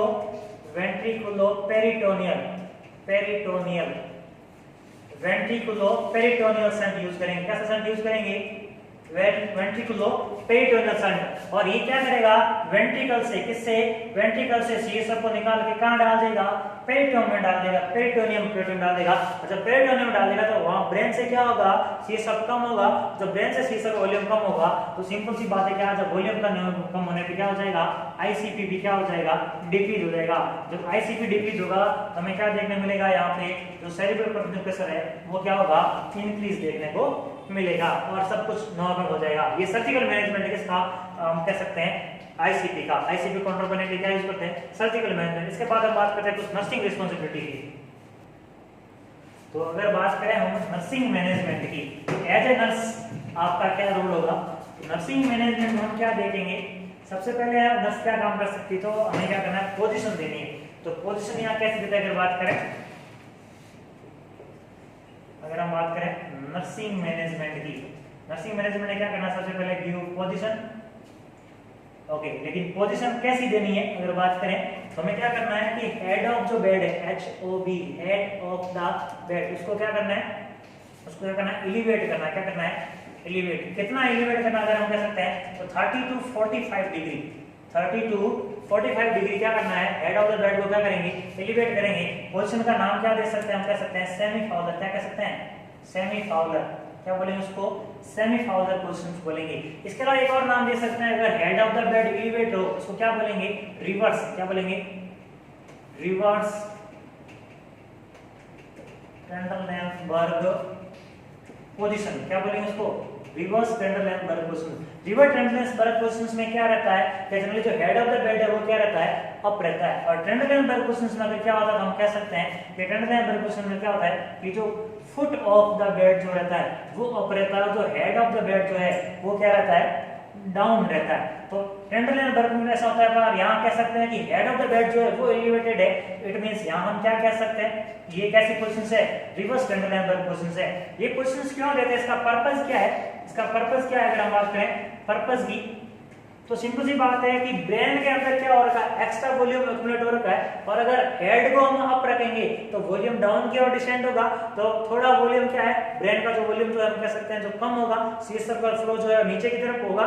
देन थोड़ा वॉल्यूम अगर कम होगा तो वॉल्यूम तो मेंटेन रहेगा, तो सिंपल सी बात है आईसीपी थोड़ा क्या होगा, कम होगा। देन पोजीशंस के बारे में हम बात करें, हमें क्या मेंटेन करना है, हम कह सकते हैं हमें क्या मेंटेन करना है, एयरवे को मेंटेन करना है। मेंटेन एयरवे, किसको मेंटेन करना है, एयरवे को मेंटेन करना है। ओके, क्योंकि हमने कहा था रेस्पिरेटरी डिफिकल्टीज हो रही थी, तो हमें यहाँ क्या देना है, O2 प्रोवाइड करनी है। इसके अलावा हम बात करें कि हमें अवॉइड करना है, तो क्या अवॉइड करना हमें, हम कह सकते हैं शिवरिंग अवॉइड करना है। क्या अवॉइड करना हमें, शिवरिंग अवॉइड करना है। क्योंकि शिवरिंग से क्या होगा, हीट प्रोडक्शन बहुत ज्यादा होगी। जब हीट प्रोडक्शन ज्यादा होगी, मेटाबॉलिक एक्टिविटीज बढ़ेगी, तो आईसीपी और बढ़ेगा। तो शिवरिंग को अवॉइड करना है। इसके अलावा और क्या अवॉइड करना हम कह सकते हैं, तो पेशेंट को बोलना है कि कफिंग नहीं करे, कफिंग अवॉइड करनी है, स्नीजिंग अवॉइड करना है। छींकने और खांसने से सिंपल सी बात है क्या होगा, और प्रेशर पड़ा है किस पे, दिमाग पे, और जब और प्रेशर पड़ेगा तो आईसीपी और इंक्रीज होने के चांसेस है। तो अवॉइड करना है कफिंग को और स्नीजिंग को। इसके अलावा अगर हम और बात करें तो हमें क्या अवॉइड करना है, हमें क्या अवॉइड करना है, तो हमें अवॉइड ये करना है कि जो हम बात करें कि जो है अवॉइड की अगर बात करें तो क्या देखा कि maintain airway, avoid shivering, avoid coughing and sneezing. इसके अलावा और अवॉइड हमें क्या करना है, सक्शन अवॉइड करना है। क्या करना है, सक्शन अवॉइड करना है। सक्शन कितने से ज्यादा नहीं करना है, तो 10 सेकंड से ज्यादा, कितने से ज्यादा नहीं करना है, 10 सेकंड से ज्यादा सक्शन नहीं करना है।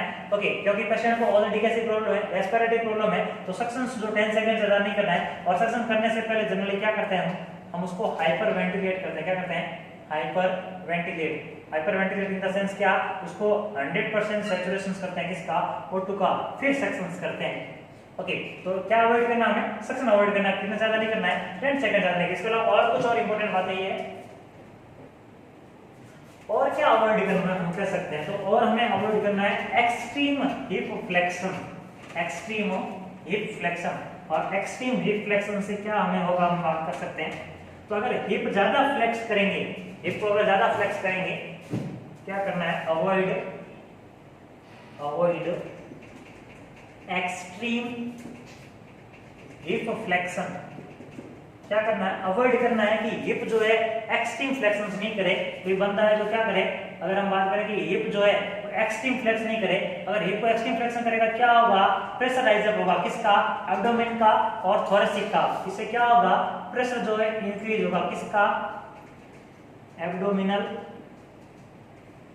And thoracic, and thoracic pressure जो है वो क्या होगा, इंक्रीज होगा। और जब ये प्रेशर इंक्रीज होगा तो किसके इंक्रीज होने के चांसेस है, आईसीपी के इंक्रीज होने के चांसेस है। तो वो काम नहीं करना है जिससे हमारा आईसीपी बढ़ता हो। इसलिए एब्डोमिनल को जो है हम कह सकते हैं प्रेशर को नहीं बढ़ाना, नहीं बढ़ाने के क्या नहीं करना पड़ेगा, तो एक्सट्रीम हिप फ्लेक्शंस को, हिप को ज्यादा फ्लेक्स नहीं करना पड़ेगा। जब ये फ्लेक्स करोगे तो क्या होगा, हम कह सकते हैं एब्डोमिनल और थोरेसिक प्रेशर बढ़ेगा। जब ये प्रेशर बढ़ेगा तो आईसीपी के बढ़ने के चांसेस रहते हैं। इसके अलावा अगर हम बात करें, हमने ऑस्मोटिक डायबिटीज दी थी, तो कहीं अगर डिहाइड्रेशन के साइन नजर आ रहे हैं, डिहाइड्रेशन, हालांकि डिहाइड्रेशन नहीं होना चाहिए, पर अगर डिहाइड्रेशन हो रहा है तो हम कैसे है, थोड़ा लिक्विड देंगे, और जब वो फ्लूइड देंगे हमें ध्यान रखना है कि कहीं उस फ्लूइड से सीएसएफ या आईसीपी ना बढ़ जाए। इसको सीएसएफ को क्या करें, हमें असेस करते रहना है। तो ये कुछ बातें जो थी इंट्राक्रेनियल प्रेशर या आईसीपी के बारे में थी। और थैंक यू सो मच। अगर आप लोगों को वीडियो अच्छा लगा, लाइक करें, कमेंट करें, हमारे वीडियो को ज्यादा से ज्यादा शेयर करें, और JNC E nursing YouTube channel से आप बने रहें। Thank you so much.